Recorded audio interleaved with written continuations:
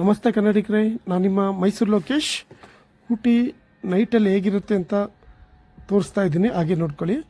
ಇದು ಊಟಿದು famous commercial road ಅಂತ. ಒಂದೊಂದು ಊರಲ್ಲಿ ಒಂದೊಂದು ಮೇನ್ ರೋಡ್ ಇರುತ್ತೆ. ಆ ಥರ ಇಲ್ಲಿ ಕಮರ್ಷಿಯಲ್ ರೋಡ್ ಅಂದರೆ ತುಂಬ ಫೇಮಸ್ಸು. ನೋಡಿ ನೈಟಲ್ಲಿ ಹೇಗಿರುತ್ತೆ ಊಟಿ ಅಂತ ನೋಡ್ಕೊಳ್ಳಿ ಹಾಗೆ.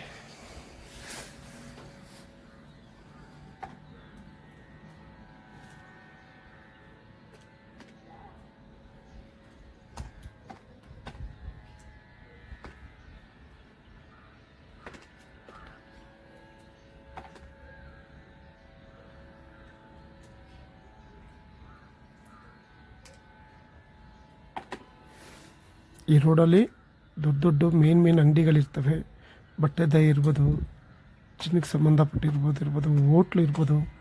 ಪ್ರತಿಯೊಂದು ಈ ರೋಡಲ್ಲಿ ಒಂದೊಂದು ಅಂಗಡಿ ಇದ್ದೇ ಇರುತ್ತೆ.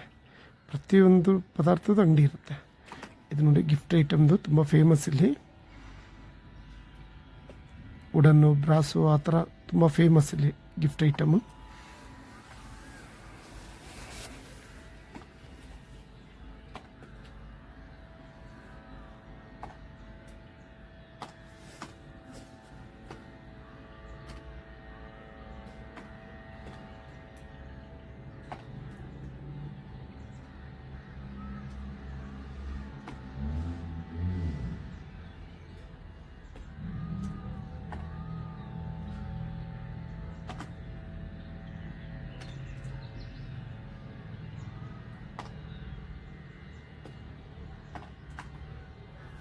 ಇದು ಬಿಗ್ ಶಾಪ್ ಅಂತ.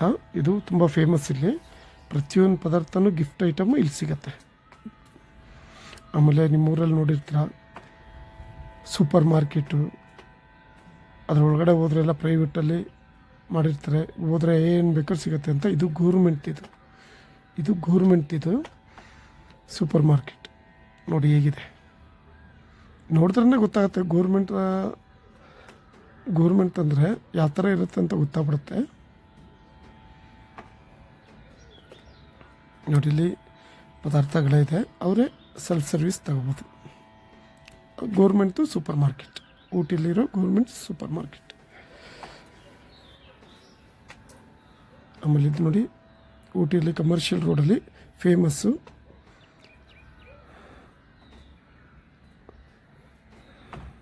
ಇದು ಗೌರ್ಮೆಂಟ್ದು ಹ್ಯಾಂಡಿಕ್ರಾಫ್ಟ್ ಐಟಮ್.